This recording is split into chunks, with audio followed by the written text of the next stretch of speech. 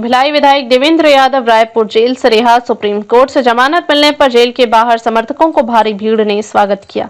छत्तीसगढ़ के बलौदाबाजार हिंसा मामले में कांग्रेस के विधायक देवेंद्र यादव को 6 महीने यानी 188 दिन बाद जेल से रिहाई मिली। सुप्रीम कोर्ट ने उनके जन्मदिन 19 फरवरी के अगले दिन 20 फरवरी को जमानत मंजूर की। देवेंद्र यादव 17 अगस्त 2024 से रायपुर सेंट्रल जेल में बंद थे।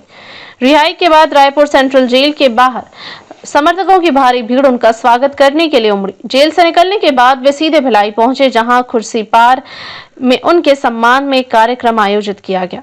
10 जून 2024 को बलौदाबाजार में सतनामी समाज ने जैत खाम को क्षतिग्रस्त किए जाने के विरोध में प्रदर्शन किया। इस दौरान कलेक्टर और एसपी कार्यालय को आग के हवाले कर दिया गया। इस घटना को लेकर भिलाई नगर के कांग्रेस विधायक देवेंद्र यादव पर आरोप लगाया गया कि उन्होंने प्रदर्शनकारियों को भड़काया और आंदोलन का समर्थन किया। इसी आधार पर उनके खिलाफ मामला दर्ज किया गया था। सुप्रीम कोर्ट में अपने बचाव में देवेंद्र यादव ने तर्क दिया कि वे केवल सभा में शामिल हुए थे, लेकिन मंच पर नहीं आए और न ही कोई भाषण दिया। ऐसे में यह कहना गलत होगा कि उन्होंने भीड़ को उकसाया। उन्होंने यह भी बताया कि जिस समय हिंसा हुई उस वक्त वे वहां मौजूद नहीं थे। उनका कार्यक्रम हिंसा के समय से अलग था और उनकी गिरफ्तारी भिलाई स्थित उनके घर से हुई, जो घटनास्थल से काफी दूर था। देवेंद्र यादव ने पुलिस की कार्रवाई को राजनीति से प्रेरित बताया और उसे पूरी तरह अनुचित करार दिया। मुझे भिलाई आके खुशी हो रही है, अपने सब साथियों से मिलकर। सभी परिवार के लोग हैं और पिछले समय में कांग्रेस पार्टी हो, वरिष्ठ नेता हों, भिलाई वासी हों, सभी साथियों ने बहुत साथ दिया। इस समय बस इतना ही कहना चाहता हूँ, थोड़ा तकलीफ़ होती है देखने में, समझने में।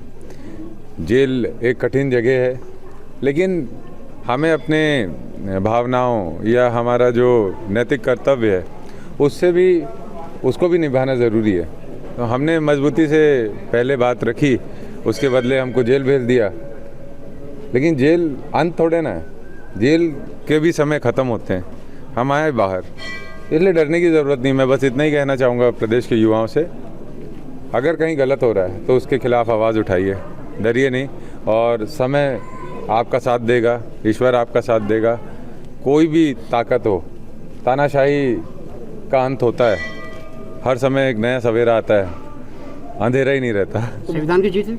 संविधान की जीत हुई और अभी तो ये केस भी को हम और लड़ेंगे और इस केस को क्वैश भी कराने के लिए हम कोर्ट में अपील करेंगे। और बहुत सारे निर्दोष हैं जिन्हों को 8 महीने की 9 महीने की सज़ा काटनी पड़ी बिना कुछ किए, जो बलौदाबाजार में गए भी नहीं थे। ऐसे भी बच्चे थे उस दिन और उन लोग जेल में थे। कुछ ऐसे लोग भी थे जो 11 वहाँ पे साफ सफाई या किसी काम से थे, उन लोगों को भी जेल भेज दिया गया। तो ये सारी चीज़ें। एक और मामले में आपको स्टे मिला है सुप्रीम कोर्ट से। देखिए, ऐसा है कि पॉलिटिकल प्रोपेगेंडा करना और वातावरण बनाकर लोगों पे दबाव बनाना, ये राजनीति में चलता है। तो इसकी ज़्यादा चिंता हम इसलिए नहीं करते क्योंकि हमें पता है थोड़ा समय लगता है, लेकिन सच सामने आता है। जेल से बाहर आकर देवेंद्र और मजबूत हो गए हैं, क्या कहना चाहें? देखिए, ऐसा है कि जीवन का ये एक ऐसा अध्याय है जिसने काफ़ी कुछ सिखाया और मैं चाहता हूँ कि इसको हम लोग विस्तृत रूप से चर्चा करके इस अनुभव को मैं आप लोगों से साझी करूँ। मंदिर में क्या मांगे भगवान से? हर साल जन्मदिन हो या किसी भी नए काज की शुरुआत, हनुमान जी महाराज का दर्शन करके हम आगे बढ़ते हैं। तो भिलाई आया, अपने परिवार के पास आया। आप सब परिवार हो मेरे। मैं आपको मीडिया कर्मी नहीं देखता, भिलाई वासी हो तो अधिकार एक दूसरे के ऊपर बनता है। तो प्रभु के दर्शन करने आया था। उभरते लीडर को दबाने की कोशिश की गई है। कहाँ कुछ होता है ये सबसे। और देखो, ऐसा है कि आप जिस काम में हो ना, आपको ये समझना पड़ेगा कि ऐसे षड्यंत्र आपके सामने लगातार आते रहेंगे। आपको मानसिक रूप से मजबूत रहना। एक तरफ आपका जन्मदिन मन रहा था और कोई लोगों को यह था कि आप बाहर एक दिन बाद आए हैं, तो कैसे उस रात को कैसे काटा? आपने अपनों के बीच में नहीं थे आप। फिर जेल की कहानियाँ बहुत सारी है। जेल में तो मैं चाहता हूँ आप बैठे हैं तो मैं आपको बताऊँगा। जैसे ये यहाँ काफ़ी शांति है, लेकिन वैसी शांति अंदर शांति होती थी, लेकिन जो दीवार है ना, दीवार जो ऊंची दीवार थी उसके पीछे की से गाड़ियों के हॉर्न के आवाज़, कभी कोई फंक्शन चल रहा है तो उसके शोर शराबे कान में गूंजते थे। दिवाली है तो फटाके फूटते थे, वो उड़ते हुए दिखते थे, लेकिन हम उसी एक इतनी सी जगह में रहते थे, तो उसका एक अलग अनुभव है। इत्मीनान से बात करेंगे उस एक पर। लास्ट सवाल देवेंद्र जी, मैं ये कहूँगा कि जैसे आपने एक बलौदा बाजार की सभा में गए हैं, उसके बाद आपके ऊपर आरोप लगे और आप यहाँ जेल में गए, ये हुआ।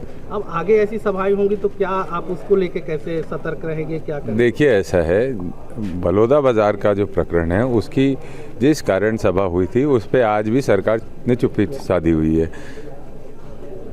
पूजा स्थल में पवित्र जैतखम को किसने काटा, क्या चीज़ें थी, उस समय सीबीआई जांच की मांग की थी, इन्होंने एसआईटी का गठन किया, उसका भी क्या है अता पता कुछ अभी तक चला नहीं है। तो वो मुख्य मुद्दा था, उस मुद्दे पे तो को डाइवर्ट करके निर्दोषों को जेल भेज दिए। ठीक है, ये कर लिया, लेकिन हम कोई भी ऐसा विषय होगा शहर का, प्रदेश का, जहाँ लोगों की भावनाओं को आहत पहुँची है, तो वहाँ हमें खड़ा होना लाजमी है। हर जोर जुल्म की टक्कर में संघर्ष हमारा नारा है, बस। और क्या? लखमा जी भी अंदर है, उनके ऊपर भी एलिगेशंस लगे, उसके लिए कहा। देखो, एलिगेशन लगाना तो सरकारों का, एजेंसीज का काम है, प्रूफ करके दिखाएं सारी चीज़ों को। Thank you.